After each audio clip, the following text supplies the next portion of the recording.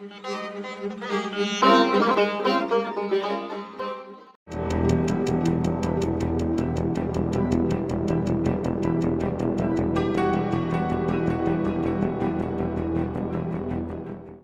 began in healthy-looking pigs, months, perhaps years ago.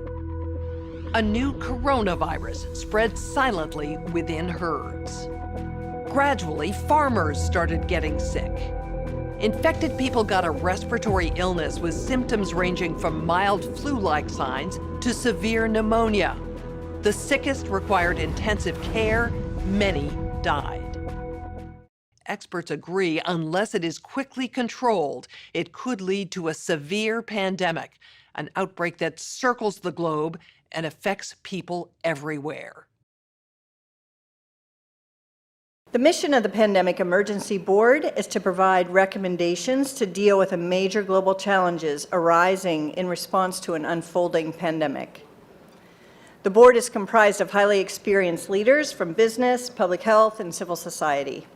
We could be looking at double the number of cases in 1 week and 16 times as many in a month if we are not able to stop the spread. That would be on the order of 500,000 cases, and it would continue to rise exponentially. In 3 months, we could be approaching 10 million cases. We're at the start of what's looking like it will be a severe pandemic.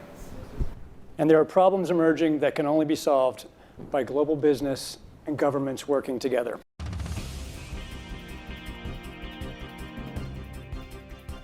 We have known about CAPS-like viruses in animals and people for decades, but have not been successful at developing a licensed vaccine.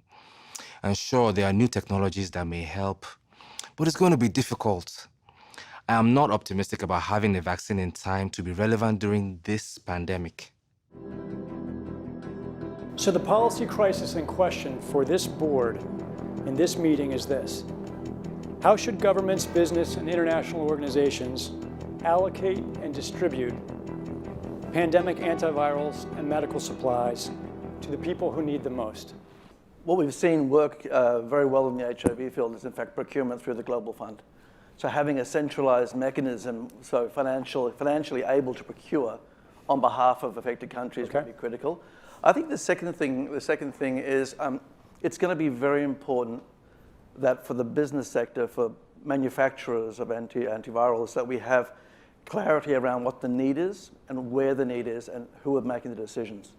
I think that given that the countries most affected are those that are low and middle income countries with unequal access to technology, to finances, the UN has a worldwide footprint, universally recognized, and universal membership. A global stockpile would certainly help ensure more rational and strategic allocation, but the reality is that we don't have the logistics capability, even within the UN, to bring that together in one place and run it. So this is where I think a collaboration between the international organizations like the World Health Organization and the private sector, which runs these supply chains for many purposes every day, understand where the supplies are, make smart decisions about how to allocate them to the people who need them in the places that need them the most, and then work with the industry to move those supplies from where they are today to where they need to be. Just to underscore the point that cooperation among supply chain providers or businesses that have huge supply chains can add a lot of efficiency to the whole process.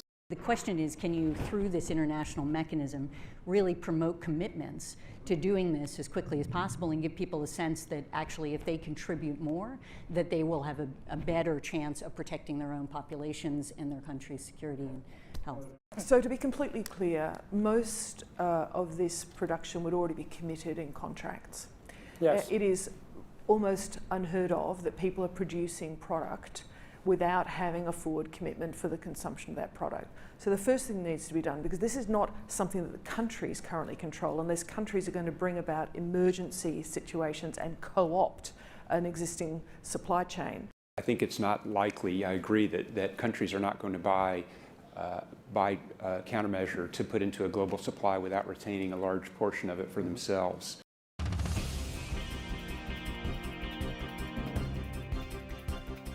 Public health agencies have issued travel advisories while some countries have banned travel from the worst affected areas. As a result, the travel sector is taking a huge hit. Travel bookings are down 45%, and many flights have been canceled. A ripple effect is racing through the service sector. Governments that rely on travel and tourism as a large part of their economies are being hit particularly hard.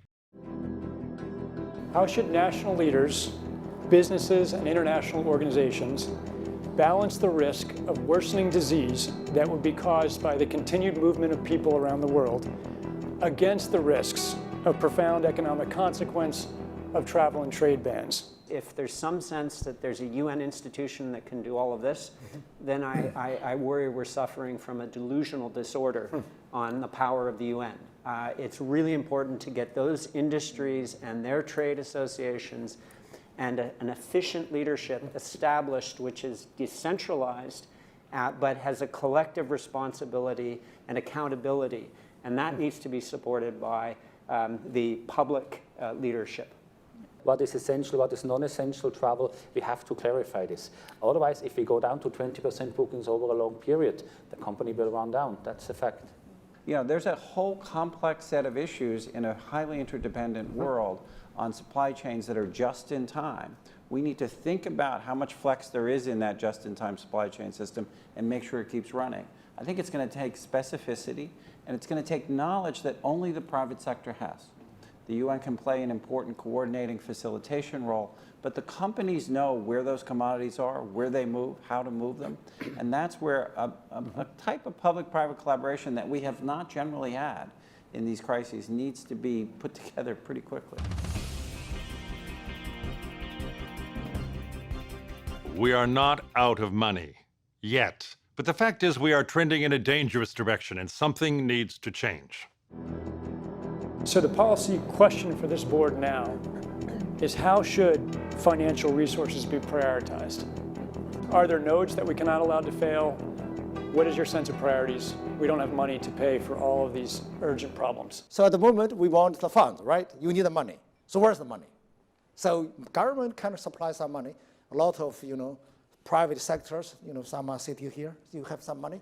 But now you need a really coordinated, centralized efforts. Hotels will be experiencing, crippling losses doing that. And we know that the hotel business in itself makes up 5% of the GDP. Governments need to be willing to do things that are out of their historical perspective, or for the most part, it's really a war footing that we need to be on.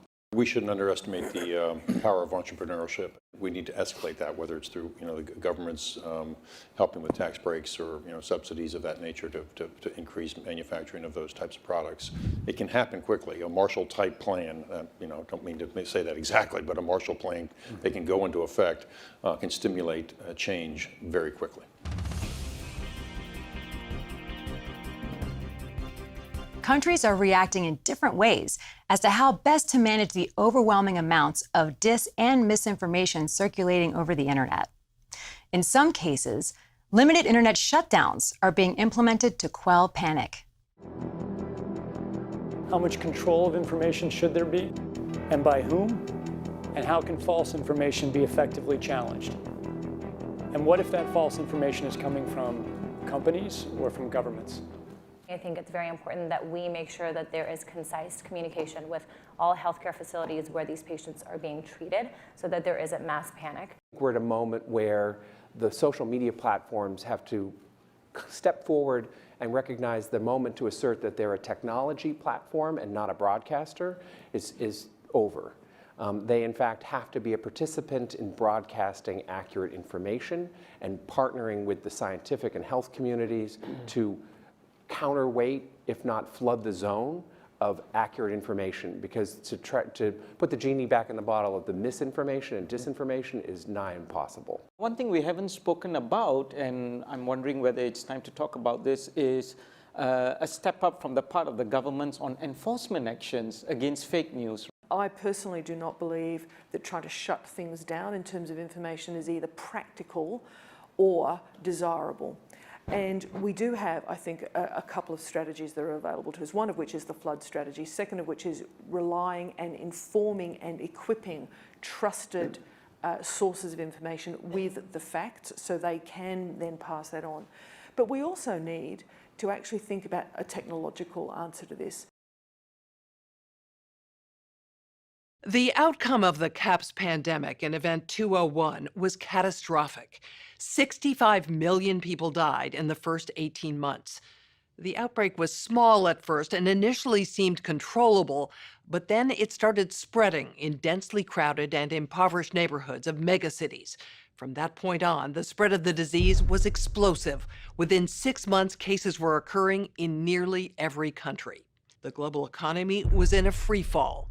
The GDP down 11%. Stock markets around the world plummeted between 20 and 40% and headed into a downward cycle of fear and low expectation. Businesses were not borrowing, banks were not lending. Everyone was just hoping to hunker down and weather the storm. Economists say the economic turmoil caused by such a pandemic will last for years, perhaps a decade. The societal impacts, the loss of faith in government, the distrust of news, and the breakdown of social cohesion could last even longer. We have to ask, did this need to be so bad? Are there things we could have done in the 5 to 10 years leading up to the pandemic that would have lessened the catastrophic consequences? We believe the answer is yes. So, are we as a global community now finally ready to do the hard work needed to prepare for the next pandemic?